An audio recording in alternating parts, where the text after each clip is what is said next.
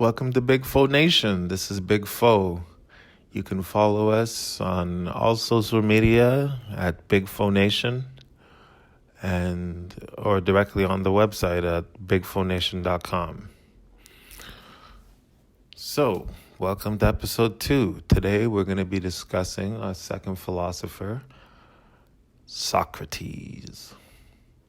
So we're going a few thousand years into the future, because Socrates is born in 469 BC. So Socrates lived in a very tumultuous time. He was a soldier during the Peloponnesian War. And this kind of makes it a little bit more significant, some of the things that he did over his lifetime. So, for example, he was put to death for impurity or impiety, like corrupting the youth. And he could have avoided his execution if he would have just amended his speech.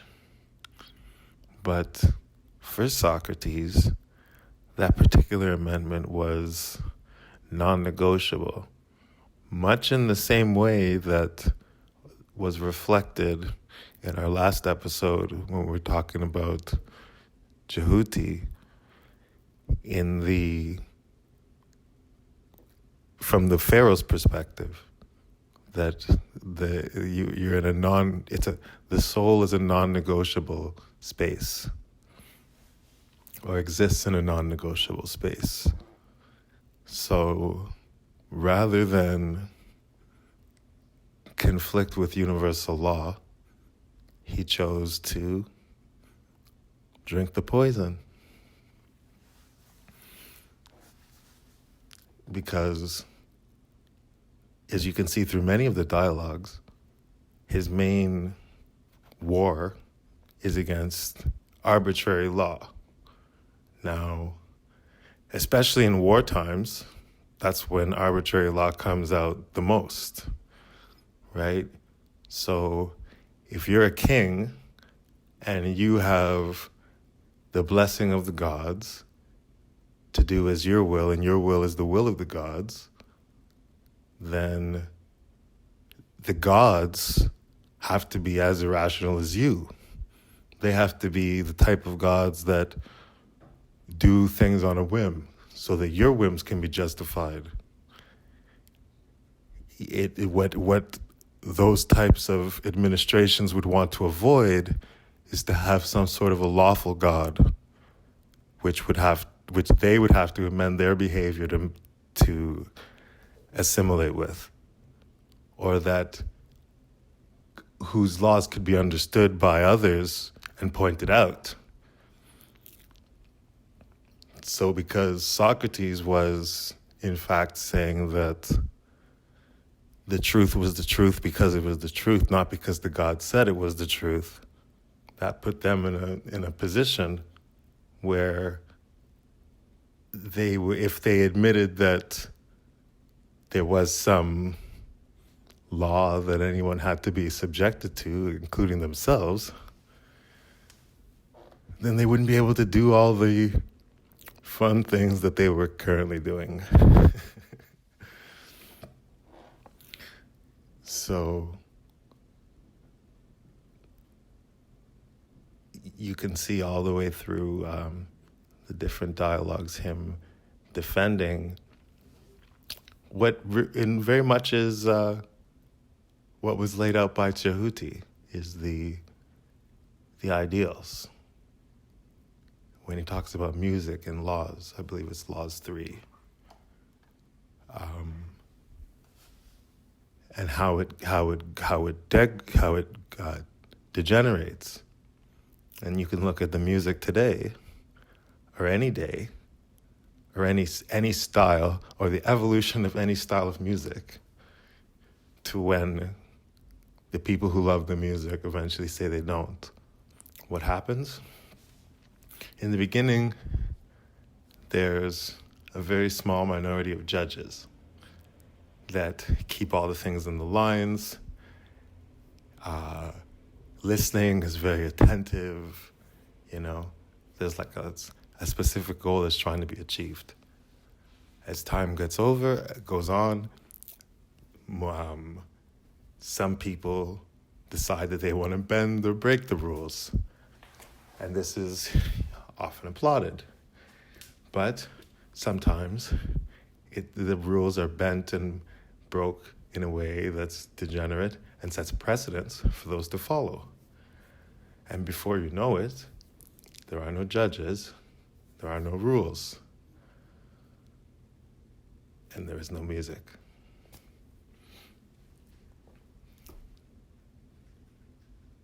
So the idea of ideals, which we speak a lot about, especially in relation to Gorgias, is a big one that Socrates spends a lot of time defending. The ideals of the craft versus the knacks. He has in Gorgias a really important section is where he makes a comparison between gymnastics instructors, which would be the equivalent of a physical trainer, versus the cosmetician. So the idea in that comparison is that the person who's an expert in exercising the body has a way, through their understanding of the body, to bring about positive, lawful changes in the body that promote health. Whereas on the other side, you have something that is hiding any changes that are happening or denying them. And in every case, it's a case of how do you work with understanding of the system and behave in a way that promotes its health, or how do you hide that there is changes happening?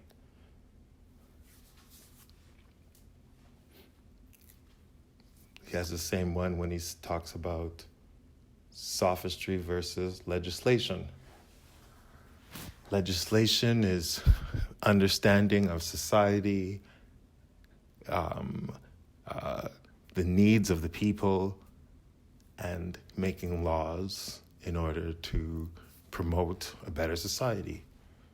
Sophistry would be hiding the degeneration of the society and the bad things that are happening in society, and whitewashing and covering them over. And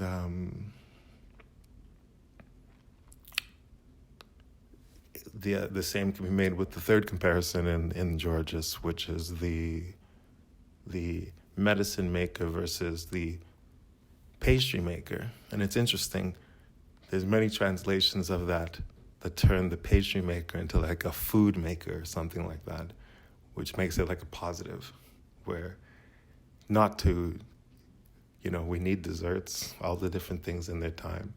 The problem comes when some of these things that end up that are designated in the flattery category, when they're put as ideals, right? They should be ideals within their own jurisdiction, not within the general. So the idea of medicine versus pastry. So the pastry is, it's thinking about the moment. As all these different things, they're always the moment versus the future. So the knacks deal with the future, and the crafts deal with the future, and the knacks deal with the present. So the medicine maybe even makes you feel a little bad, but it makes you feel better after. The pastry makes you feel good, but it's maybe not the best thing for you. When you're sick, sometimes you need to be denied the pastry. And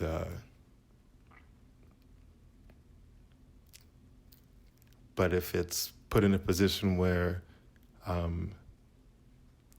it's just as viable an option as the medicine, then that's where you get into a dangerous position.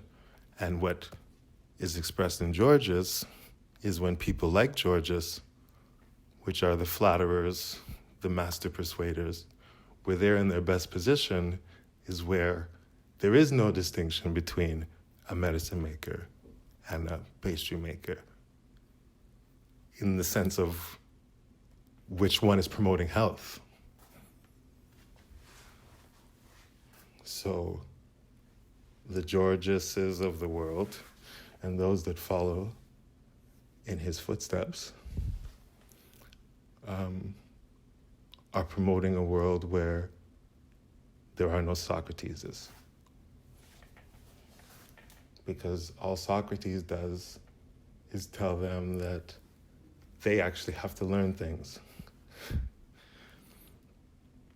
Because prior to that, all they have to do, because as you learn in Gorgias, what the master persuader's MO is, his raison d'etre, is to have his ideas prevail.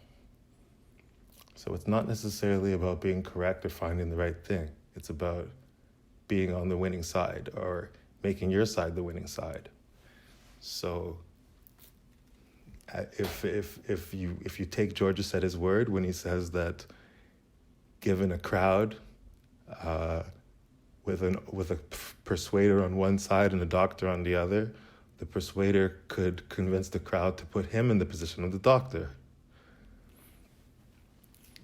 So, but that's only the case if he's not speaking to a room full of doctors. So the Gorgiases of the world require ignorance for the little game to work. Socrates points that out. He defeats him clearly in Gorgias. And if you actually look at every evil ideology that you can imagine, it stems in some way from Gorgias or revisiting the same arguments that Gorgias tried to attack Socrates with. So the good news is, most of the evil ideas that you see out there have already been defeated.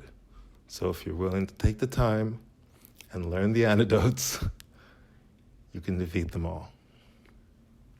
As Socrates did. He chose to die in order to defeat them. Because if he actually preserved his life, he wouldn't leave any opportunity for us to do what is right and good. That's always the hard part about being the philosophy side, the Socrates side versus the flattery side. Because everything that's not philosophy is flattery. So a philosopher that takes on the smallest bit of flattery is a flatterer. So that's why in most cases the flatterer wins. Because he doesn't really need the philosopher to become a flatterer. He just needs him to take on little bits of flattery. And those little bits will eventually become bigger bits. Because that's the thing with flattery, is it deals also with novelty. So any case you want to take a dessert, the first time you have the chocolate, you need one, then you need two, then you need this on it, this kind of syrup. There's no way for it to the same exact dessert to have the amazing effect every time. You're going to need more of it or some other alteration to it, because novelty is this thing. Whether it doesn't have to be even what you would consider positive. You know, it might be one that you might consider negative, or maybe other people consider it positive, or vice versa. But pornography is the same thing. The first time, it's one way. These are all flattery. These are things for the moment. They have nothing to do with the past. Because if you take, especially if you take something like pornography, because that's a situation where you're talking about masturbating, where you're ejaculating without doing all of the human social things that would typically lead for that to be the end outcome. So you're forsaking the future, and for the sake of the past, for the sake of the present, and that's always the case in flattery. And this is what Socrates was fighting. And although Gorgias does not cover masturbation, but yeah. So Socrates, it's very clear that he was in his attacks against arbitrary law, that he was defending ideals and their tendency towards the law, and how changes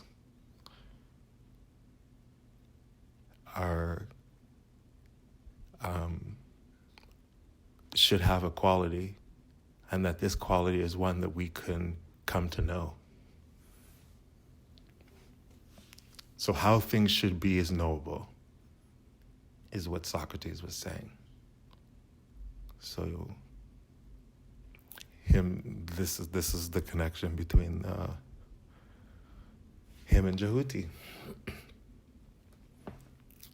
And next up, we got Plato, who is the student of Socrates. So I'll see you around. Bye.